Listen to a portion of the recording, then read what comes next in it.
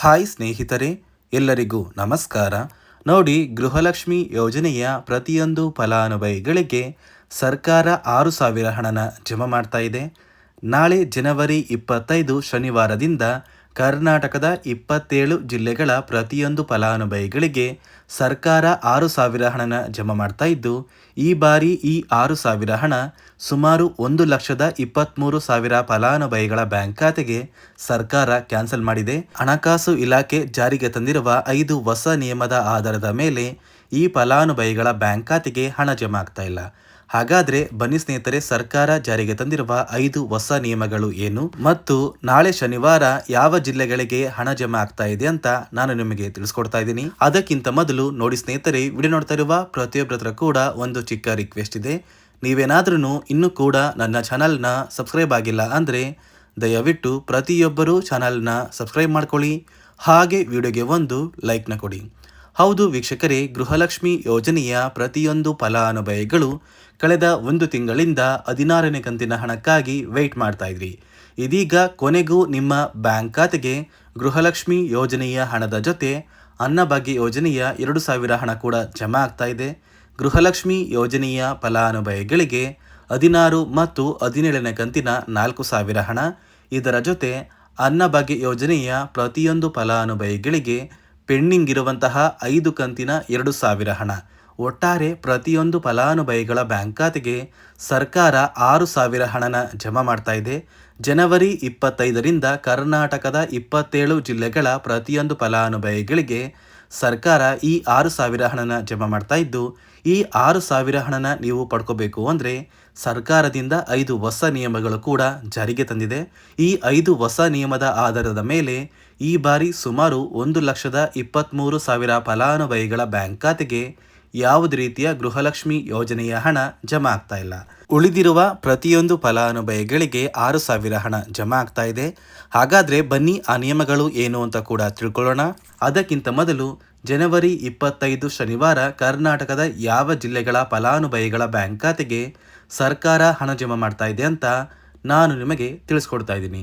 ಮೊದಲಿಗೆ ಬಾಗಲಕೋಟೆ, ಬೆಂಗಳೂರು ನಗರ, ಬೆಂಗಳೂರು ಗ್ರಾಮಾಂತರ, ಬೆಳಗಾವಿ, ಬಳ್ಳಾರಿ, ಬೀದರ್, ವಿಜಯನಗರ, ಚಾಮರಾಜನಗರ, ಚಿಕ್ಕಬಳ್ಳಾಪುರ, ಚಿಕ್ಕಮಗಳೂರು, ಚಿತ್ರದುರ್ಗ, ದಕ್ಷಿಣ ಕನ್ನಡ, ದಾವಣಗೆರೆ, ಧಾರವಾಡ, ಗದಗ, ಹಾವೇರಿ, ಉತ್ತರ ಕನ್ನಡ, ಹಾಸನ, ಕೊಡಗು, ಕೋಲಾರ, ಕೊಪ್ಪಳ, ಮಂಡ್ಯ, ಮೈಸೂರು, ರಾಯಚೂರು, ರಾಮನಗರ, ಶಿವಮೊಗ್ಗ, ತುಮಕೂರು, ಉಡುಪಿ, ಯಾದಗಿರಿ ಮತ್ತು ಬಿಜಾಪುರ.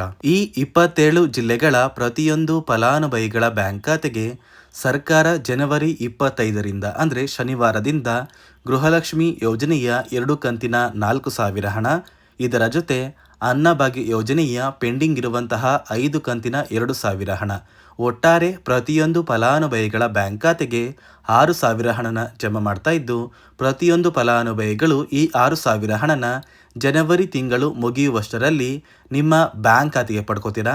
ಸಾಕಷ್ಟು ದಿನಗಳಿಂದ ನಮ್ಮ ಬ್ಯಾಂಕ್ ಖಾತೆಗೆ ಹಣ ಜಮಾ ಆಗ್ತಾ ಇಲ್ಲ ಅಂತ ಸಾಕಷ್ಟು ಫಲಾನುಭವಿಗಳು ವೆಯ್ಟ್ ಮಾಡ್ತಾ ಇದ್ರಿ. ಇದೀಗ ಕೆಲವೇ ದಿನಗಳಲ್ಲಿ ನಿಮ್ಮ ಬ್ಯಾಂಕ್ ಖಾತೆಗೆ ಸರ್ಕಾರ ಹಣನ ಜಮಾ ಮಾಡುತ್ತೆ. ದಯವಿಟ್ಟು ಪ್ರತಿಯೊಂದು ಫಲಾನುಭವಿಗಳು ಕೆಲವೇ ದಿನಗಳ ಕಾಲ ವೆಯ್ಟ್ ಮಾಡಿ ಅಂತ ನಿಮ್ಮ ಹತ್ರ ನಾನು ಕೇಳ್ಕೊತಾ ಇದ್ದೀನಿ.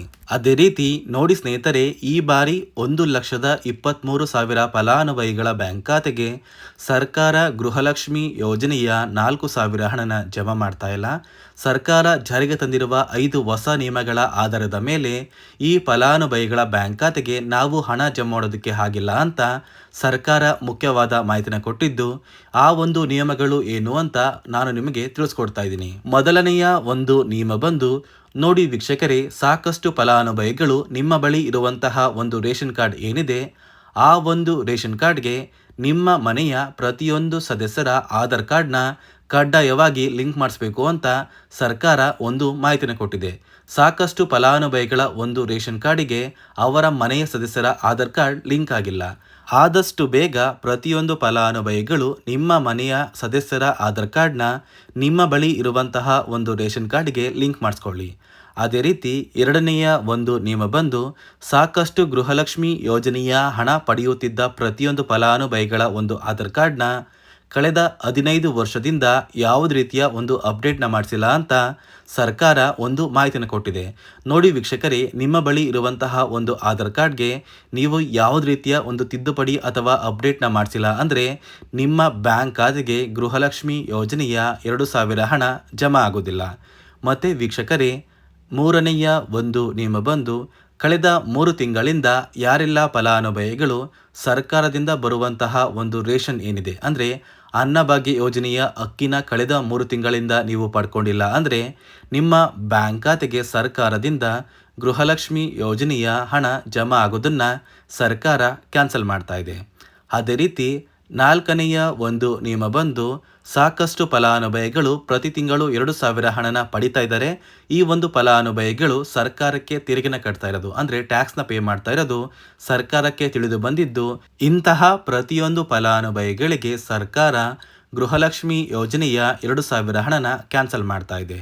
ಅದೇ ರೀತಿ 5ನೆಯ ಮತ್ತು ಕೊನೆಯ ನಿಯಮ ಬಂದು ನೋಡಿ ವೀಕ್ಷಕರೇ, ಗೃಹಲಕ್ಷ್ಮಿ ಯೋಜನೆಯ 2,000 ಹಣ ಪಡೆಯುವ ಪ್ರತಿಯೊಂದು ಮನೆಯ ಸದಸ್ಯರಲ್ಲಿ ಯಾರಾದರೂ ಸರ್ಕಾರಿ ನೌಕರರಾಗಿ ಕಾರ್ಯನಿರ್ವಹಿಸ್ತಾ ಇದ್ದರೆ ಇಂತಹ ಕುಟುಂಬಕ್ಕೆ ಸರ್ಕಾರ ಗೃಹಲಕ್ಷ್ಮಿ ಯೋಜನೆಯ 2,000 ಹಣನ ಜಮಾ ಮಾಡೋದಿಲ್ಲ. ಈ ಒಂದು ಕುಟುಂಬದ ಒಂದು ರೇಷನ್ ಕಾರ್ಡ್ನ ಸರ್ಕಾರ ಕ್ಯಾನ್ಸಲ್ ಮಾಡಿ ಗೃಹಲಕ್ಷ್ಮಿ ಯೋಜನೆಯ 2,000 ಹಣನ ಕೂಡ ಈ ಒಂದು ಫಲಾನುಭವಿಗಳಿಗೆ ಸರ್ಕಾರ ಕ್ಯಾನ್ಸಲ್ ಮಾಡುತ್ತೆ. ಈ 5 ಹೊಸ ನಿಯಮದ ಆಧಾರದ ಮೇಲೆ ಪ್ರತಿಯೊಂದು ಫಲಾನುಭವಿಗಳಿಗೆ ಸರ್ಕಾರ 6,000 ಹಣನ ಜಮಾ ಮಾಡ್ತಾ ಇದೆ. ನಾಳೆ ಜನವರಿ 25 ಶನಿವಾರ ಕರ್ನಾಟಕದ 27 ಜಿಲ್ಲೆಗಳ ಪ್ರತಿಯೊಂದು ಫಲಾನುಭವಿಗಳು ನಿಮ್ಮ ಬ್ಯಾಂಕ್ ಖಾತೆಗೆ ಗೃಹಲಕ್ಷ್ಮಿ ಯೋಜನೆಯ 4,000 ಹಣ ಮತ್ತು ಅನ್ನಭಾಗ್ಯ ಯೋಜನೆಯ 2,000 ಹಣನ ಆದಷ್ಟು ಬೇಗ ಪಡ್ಕೋತೀರಾ ಅಂತ ಹೇಳ್ತಾ, ಇದಿಷ್ಟು ಪ್ರತಿಯೊಂದು ಫಲಾನುಭವಿಗಳಿಗೆ ಸರ್ಕಾರದಿಂದ ಬಂದಿರುವಂತಹ ಹೊಸ ಮಾಹಿತಿಯಾಗಿದೆ. ನಾನು ಕೊಟ್ಟಿರುವಂತಹ ಮಾಹಿತಿ ನಿಮಗೆ ಇಷ್ಟ ಆಗಿದ್ದರೆ ದಯವಿಟ್ಟು ಪ್ರತಿಯೊಬ್ಬರೂ ನನ್ನ ಚಾನಲ್ನ ಸಬ್ಸ್ಕ್ರೈಬ್ ಮಾಡ್ಕೊಳ್ಳಿ, ಹಾಗೆ ವಿಡಿಯೋಗೆ ಒಂದು ಲೈಕ್ನ ಕೊಡಿ.